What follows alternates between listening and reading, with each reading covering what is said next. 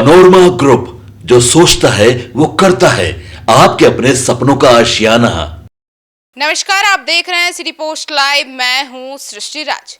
बिहार में रिकॉर्ड तोड़ वोटिंग हुई है। किसकी नैया डूबेगी और किसकी पार जाएगी, इसके ऊपर विस्तार में बातचीत करने के लिए हमारे साथ मौजूद है चीफ एडिटर श्रीकांत प्रत्युष। तो सर, इस बार वोट हुआ है बिहार में ताबड़तोड़, तो क्या होने वाला है? देखिए, बिहार विधानसभा चुनाव में इस बार वाकई रिकॉर्ड तोड़ वोटिंग हुई है और पहले चरण की वोटिंग ने अब तक के सारे रिकॉर्ड तोड़ दिए हैं। यदि दूसरे चरण में भी इसी तरह का मतदान रहा तो इस बार बिहार के लोगों का मतदान नया कीर्तिमान रच सकता है।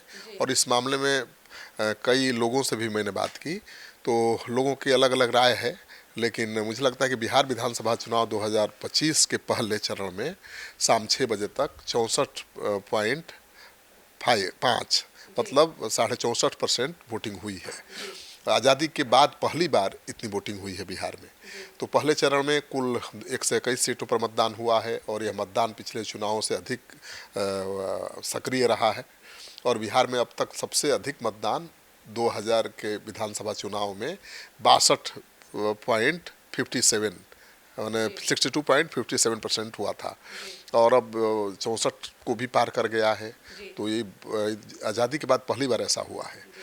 तो मुझे लगता है कि अभी राज्य में दूसरे चरण की वोटिंग होनी बाकी है। दूसरे चरण में राज्य की 122 सीटों के लिए वोट डाले जाने हैं, लेकिन पहले चरण की वोटिंग के आंकड़े को देखें तो ये साफ है कि बिहार में अभी तक की सबसे ज़्यादा वोटिंग हुई है और नतीजे चौंकाने वाले हो सकते हैं। सर, तो आपने कहा कि बिहार में 2000 में सबसे ज्यादा वोटिंग हुई थी, तो उसमें क्या हुआ था? देखिए, इससे पहले बिहार में मैंने बताया था कि 2000 के चुनाव में सबसे ज़्यादा वोटिंग हुई थी। तब पूरे बिहार में सर्वाधिक 62.57% वोटिंग का दर था और इस बार पहले चरण में 6 बजे तक 64 पॉइंट से ज़्यादा 64.5% वोटिंग हुई है। तो ये तो बम्पर वोटिंग है, सारे रिकॉर्ड तोड़ दिए हैं। उससे ये उम्मीद है कि दूसरे चरण में भी इसी तरह की जमकर वोटिंग हो सकती है।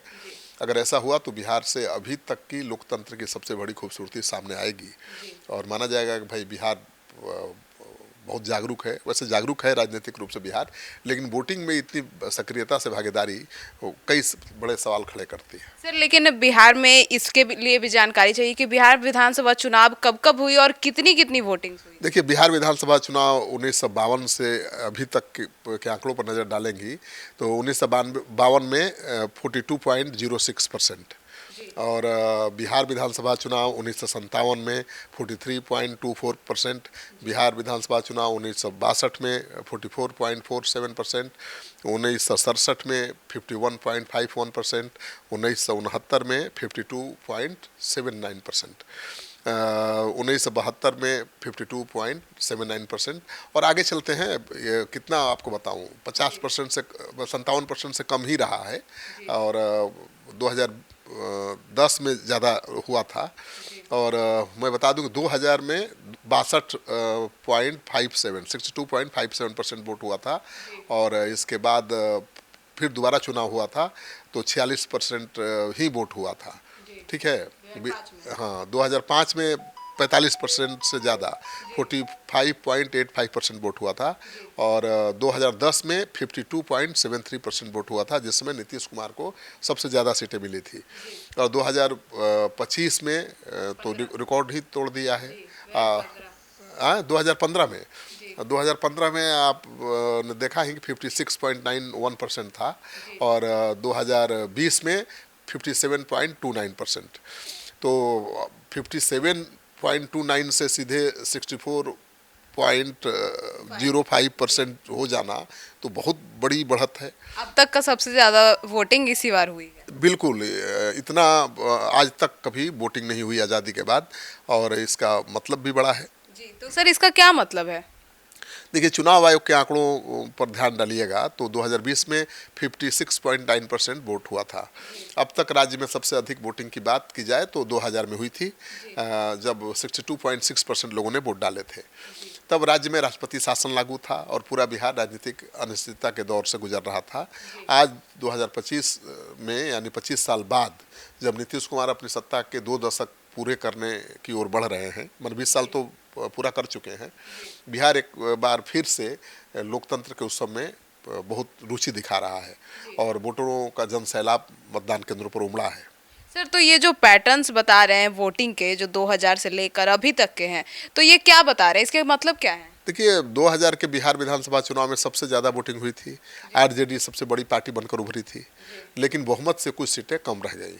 जेडी और बीजेपी अलायंस में था और कांग्रेस और कुछ अन्य छोटे दलों को कुछ सीटें मिली थी।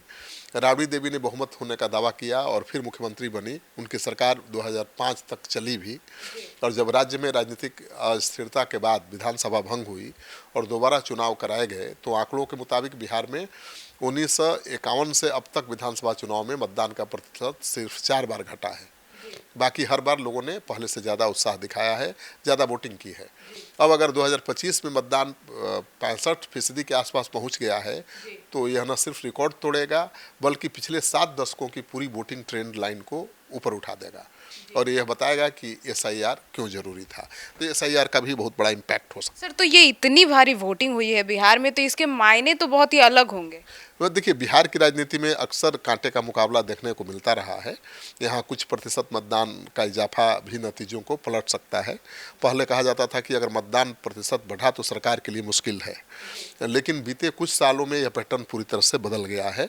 कई राज्यों में एंटी इनकम्बेंसी से ज़्यादा प्रो इनकम्बेंसी नज़र आई है और आंकड़ों को देखें तो जिन 11 चुनाव में मतदान प्रतिशत बढ़ा, उनमें से 5 बार सत्तारूढ़ दल की सरकारें वापस हुई हैं, लेकिन जिन 3 बार मतदान घटा, उनमें से 2 बार सत्ता पलट गई। यानी बिहार में वोटिंग इस बात का कोई इशारा नहीं करता है कि लोग गुस्से में हैं, वोट कर रहे हैं सरकार के पक्ष में या सरकार के विरोध में। तो नीतीश कुमार के खिलाफ ग्राउंड लेवल पर तो कोई बहुत नाराजगी नहीं है, मतलब ऐसा जज्बा नहीं है कि बदल देना है, ठीक है ना। समर्थन उनका पहले से बढ़ा है। सर, लेकिन वोटिंग पैटर्न ये जो बदला है, इसका क्या असर होगा? देखिए, पिछले 15 साल में मतदाता भागीदारी लगभग एक समान रही है, न कोई नई लहर और न कोई भारी गिरावट। लेकिन 2025 का चुनाव इस स्थिरता को तोड़ता हुआ दिखाई दे रहा है। 2015 से 2020 के बीच लगभग 96 सीटों पर मतदान में 1% से ज़्यादा की बढ़ोतरी हुई थी, जबकि 73 सीटों पर गिरावट दर्ज की गई थी। बाकी 74 सीटों में कोई खास परिवर्तन नहीं हुआ था। 1950 और 60 के दशक में बिहार में वोटरों की भागीदारी बेहद कम थी, तब सिर्फ 40 से 45% लोग वोटिंग करते थे। 1970 के दशक में ये 50% पार कर गई। फिर 2000 में यह छलांग लगाकर 62% तक पहुंची और 2000 में रिकॉर्ड तोड़ यानी 62.6% वोट पड़े।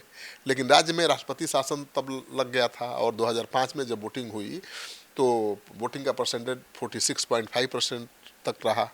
तो यह गिरावट भी ऐतिहासिक साबित हुआ, क्योंकि इसके बाद बिहार की राजनीति का चेहरा ही पूरी तरह से बदल गया। मतलब वोट कम मिले तो सरकार बदल गई, नीतीश कुमार की सरकार आ गई, तो जेडीयू बीजेपी गठबंधन ने सत्ता संभाली और सुशासन बाबू के युग की शुरुआत हुई। तब से उन्हीं का कब्जा है, 20 साल हो गया। एंटी इनकम्बेंसी फैक्टर दिखाई दे रहा था, लेकिन चुनाव के ठीक पहले उन्होंने दनादन घोषणाएं करके सब खत्म कर दिया। तो ज़्यादा वोटिंग हो रही है और महिलाओं की ज़्यादा भागीदारी दिख रही है, मतलब पलड़ा नीतीश का ही भारी दिखाई दे रहा है। तो सुना आपने हमारे इस डिबेट को, तो इस बार के वोटिंग के क्या मायने थे और क्या थे पिछली बार के तमाम रिकॉर्ड्स। तो अब देखना है कि दूसरे चरण में भी इस तरीके का जोश रहता है या नहीं। आपकी क्या राय है, कमेंट सेक्शन में जरूर बताइएगा। धन्यवाद।